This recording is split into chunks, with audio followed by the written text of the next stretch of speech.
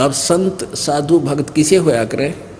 निर्मल अंग निराश मन दूरी से दीखंत, साक्षी भूत पिछाणे ले हे परख नवेला कंत।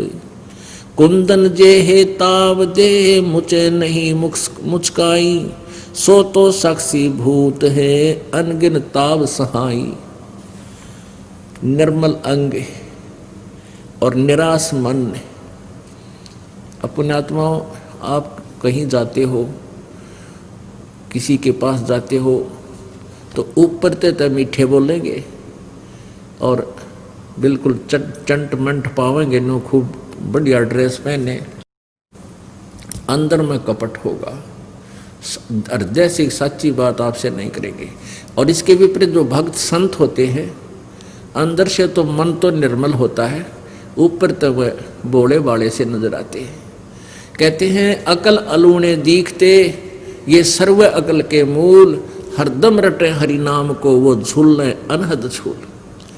अब जैसे आप जी सत्संग में आते हो, आप जी सत्संग में आते हो, बहन बेटी भाई बुजुर्ग सभी,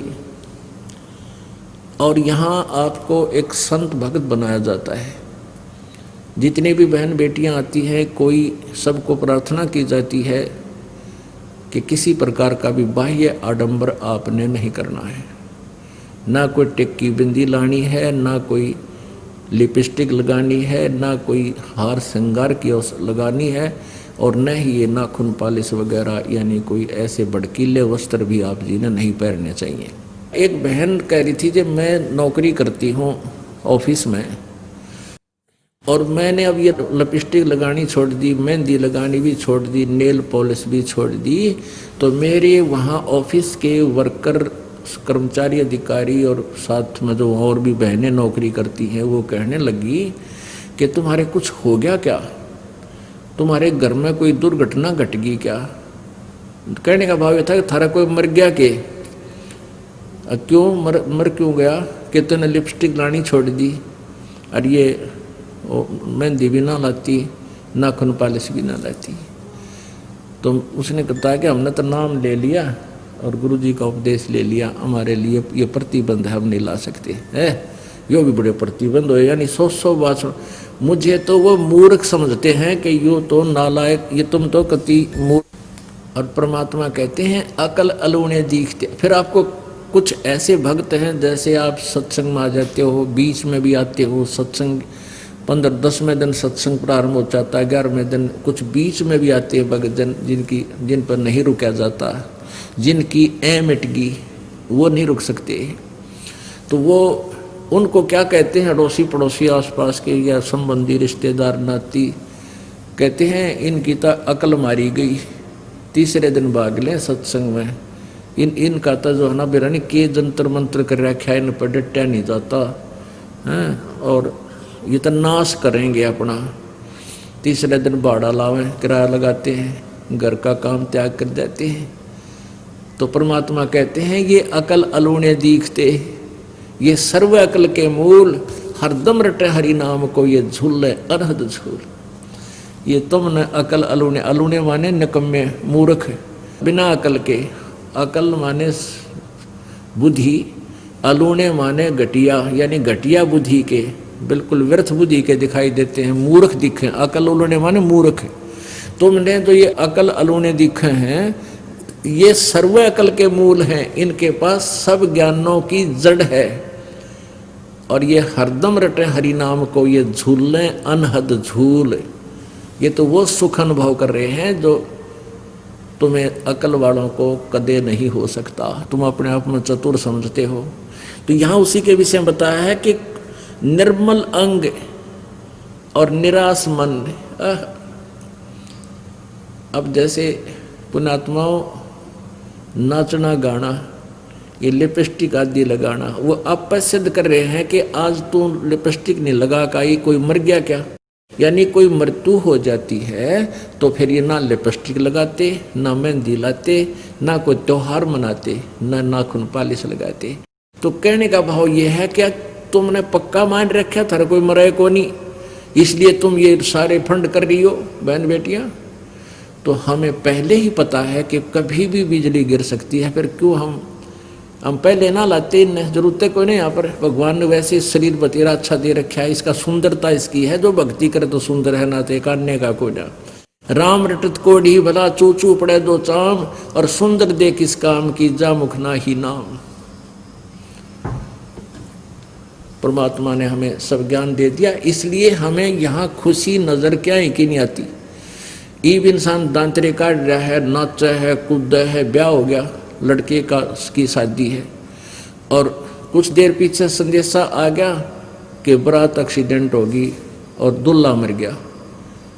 कई बार देखते हैं समाचार पत्रों में, पहले दिन डांस की फिल्म आ रहे हैं उनके, अगले दिन वहाँ रोआ राट माच रहा है, वो लड़का मर गया। जैसे नानक साहब जी कहते हैं, ना जाने काल की कर डारे किस विच ढल जा पासा वे, और जिनाते सरते मौत खुड़क दी उनानू केड़ा हासा वे। यहाँ 1 सेकंड का भी भरोसा नहीं किसका किस पर बिजली गिर जा।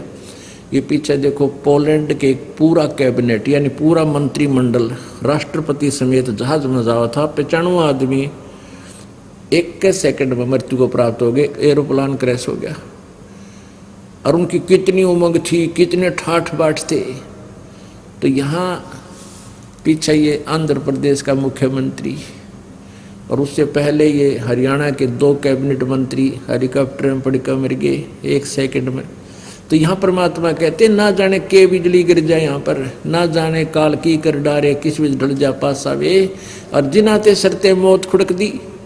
और वह भी दांतरे का डाड़ खुशी मनाओ, डरते नहीं काल से, भगवान नहीं बचते हैं, तो उनानू केड़ा हासा वे। फिर क्या बताया है कि नानक जी से पूछा कि क्या आप कभी खुश नहीं होते, आप ऐसे ही रहते हो। कहते खुशी मैं खुश होता हूँ जब मेरे शिष्य इस संसार से में जाते हैं सत्संग सुनकर, और फिर जो के तो वापस आ जाते हैं, उनसे डगमग नहीं होते। मुझे डर रहता है कि मेरी फसल में कोई कीड़ा ना लग जाए और वो ख़त्म कर दे मेरे पौधे को। और जब तुम वापस आ जाते हैं सभी ये संत भक्त मेरे, तो मुझे बहुत खुशी होती है। साध मिले साड़ी शादी होंदी, और विछड़ दें दिलगिरी वे, अखते नानक सुनो जहाना मुश्किल हाल फकीरी वे। कहते हैं इस गंदे लोक में नकली संतों ने जनता को भ्रमित कर रखा। यहाँ पर फकीरी माने साधना भक्ति, या बड़ी मुश्किल होगी है। इन नकली संतों के झूठे ज्ञान से ये प्रभावित हो जाते हैं बच्चे, और यथार्थ ज्ञान से विचलित हो जाते हैं, फिर इनके ऊपर बहुत आपत्तियाँ आती हैं। ये जब मेरे भक्त मेरे पास आते हैं तो मुझे खुशी होती है, लेकिन हम इस खुशी को नाच के गा कर प्रकट नहीं करते, अंदर अंदर हमारे अंदर महसूस होता है।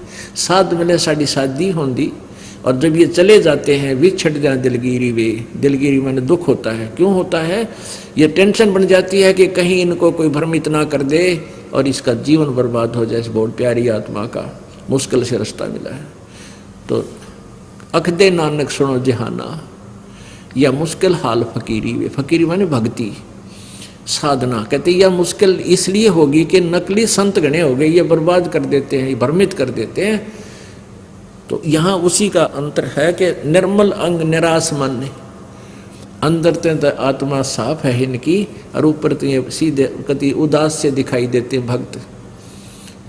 आप देखते हो कोई मेला भरे की, तब धार्मिक भी मेले भरते हैं ना, वहाँ भी ये बाण बेटियाँ और भगत सारे बढ़िया ड्रेस गाड़ कर जाएंगे, सारी लिपस्टिक श्रृंगार कर जाएंगे, थोड़ा जानो है बकवाद करने जाओ हैं। और यहाँ आते हैं, आप देख लो किसी के चेहरे पर अंदर से बोलोगे बड़े प्यार से, सत साहेब भाई नमस्कार बहन, सत साहेब बहन बेटी, सबको आदर से बोलेंगे, और ऊपर तो इसे लगेंगे जानो इनका कि मैं खो गया। तो हमारी वस्तु बहुत कीमती खो चुकी है, उसको तलाश कर रहे हैं। वो कौन सी की वस्तु है? वो परमेश्वर कबीर जी है, जिससे हम बिछुड़ गए हैं, और उसके पाने के लिए हम प्रयत्न कर रहे हैं। वो वस्तु जब तक नहीं मिलेगी इतना हम सुखी हो नहीं सकते, हम खुश हो नहीं सकते। बोलो सतगुरुदेव सत साहिब।